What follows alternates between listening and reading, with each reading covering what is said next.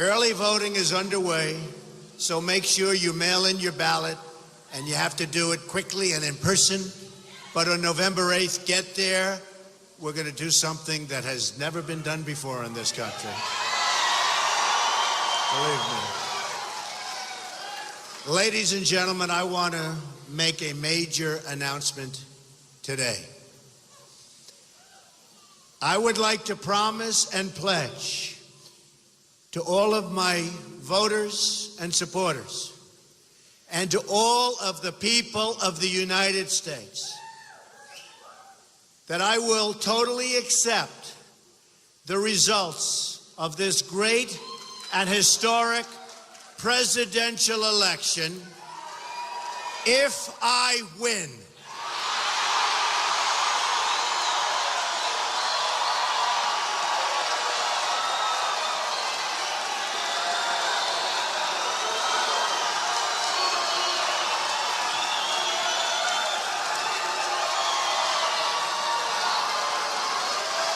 All right. Seriously, the debate last night was amazing, and everybody said I won,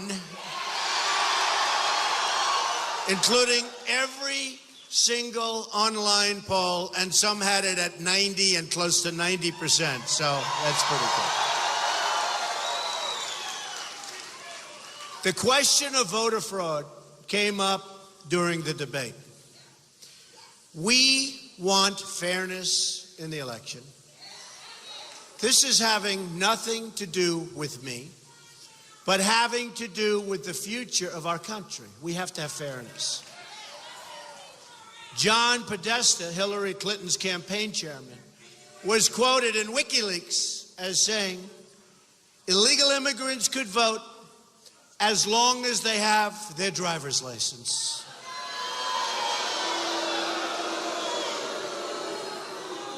What I'm saying is, don't be naive, folks. Don't be naive. One of the big issues that came up last night was the fact that the Clinton campaign has paid people to disrupt violently our rallies and to incite absolute total bedlam.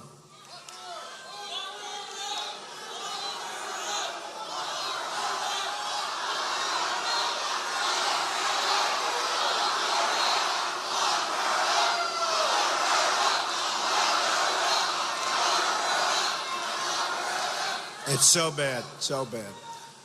And you know, I've had occasions where we had rallies and it was so incredibly violent. I said, what's going on over here? These were paid people by the Clinton campaign, and it just came out. And I give a lot of credit to the people that brought this out, believe me. This is criminal behavior that violates centuries of tradition of peaceful democratic elections. A campaign like Clinton's that will incite violence is truly a campaign that will do anything to win. And a candidate like crooked Hillary Clinton, who will lie to Congress, lie to the FBI, destroy 33,000 emails, put her office up for sale, and put our confidential information in the reach of our enemies, is a candidate who is truly capable of anything, including voter fraud. In addition, it was just learned that Hillary Clinton was given the exact questions to a previous debate, word for word, by Donna Brazile, who is now under tremendous pressure to resign from the DNC, as she should be. She should resign.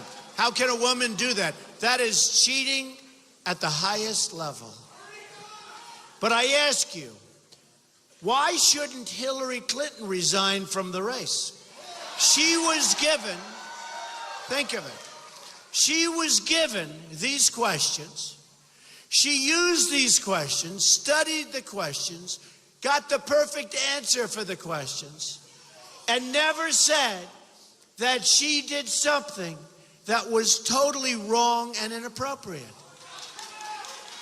hence the name Crooked Hillary.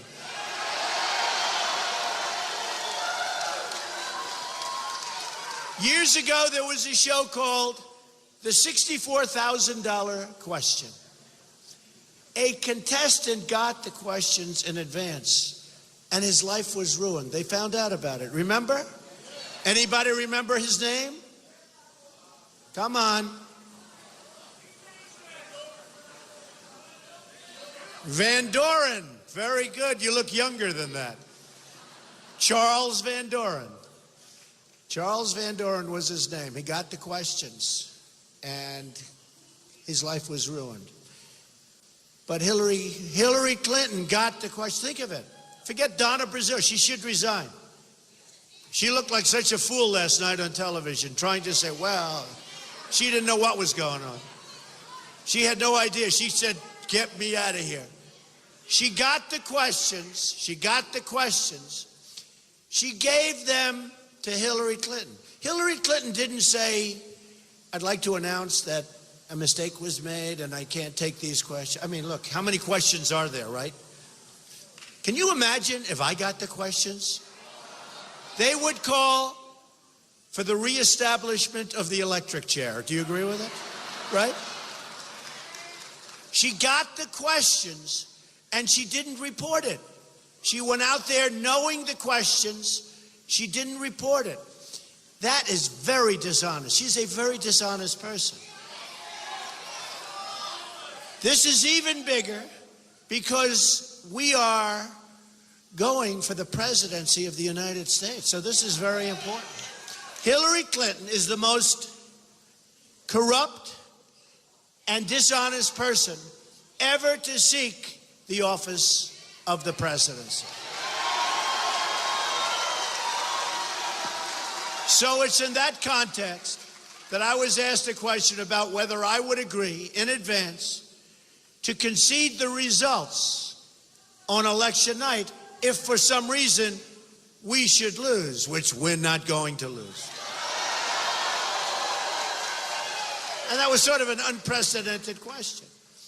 If Al Gore or George Bush had agreed 3 weeks before the election to concede the results and waive their right to a legal challenge or a recount, then there would be no Supreme Court case and no Gore versus Bush or Bush versus Gore. And there have been numerous other cases.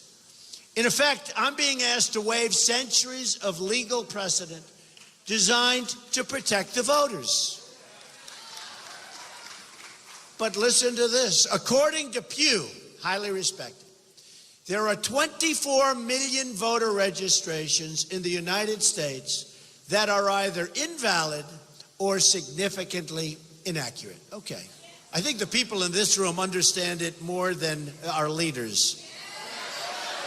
Although maybe our leaders understand more than we think they understand. Listen to this.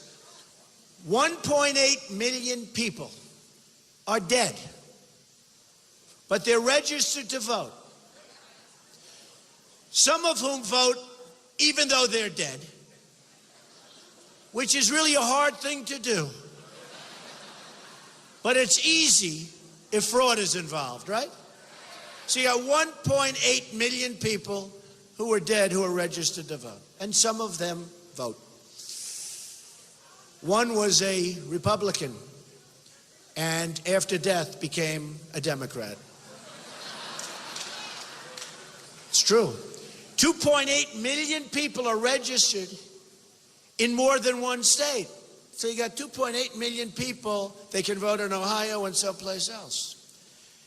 And 14% of non-citizens are registered to vote. And then I hear we have such a beautiful, everything's so wonderful. You understand where I'm coming from, I think, right? Now, I am not a politician, so I can say it like it is. But those are terrible and frightening statistics. America is a constitutional republic with a system of laws. These laws are triggered in the case of fraud or in the event of a recount where it's needed. Of course, I would accept a clear election result, but I would also reserve my right to contest or file a legal challenge in the case of a questionable result. Right?